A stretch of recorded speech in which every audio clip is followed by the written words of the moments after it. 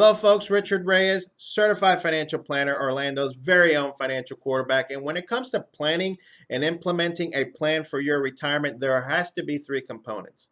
One of it is science, one of it is basic math, and the other part is art.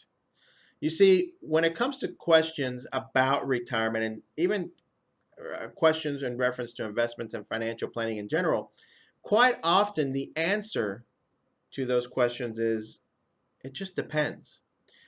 There are many parts of a plan and there are many objectives that a client may have. And quite often there is not one real black or white answer.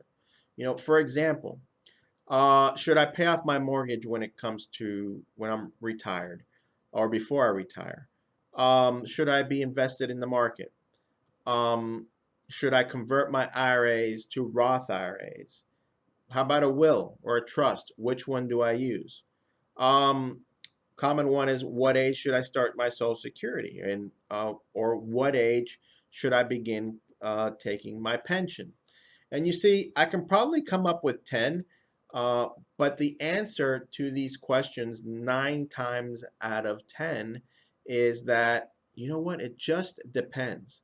As much as the industry wants to convey that there is a one-size-fits-all approach to all these questions, and as much as you can type into Google these questions, there really is no one-size-fits-all.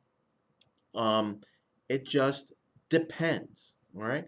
Now, like I've told you before, there is no perfect plans, and there are no perfect investments.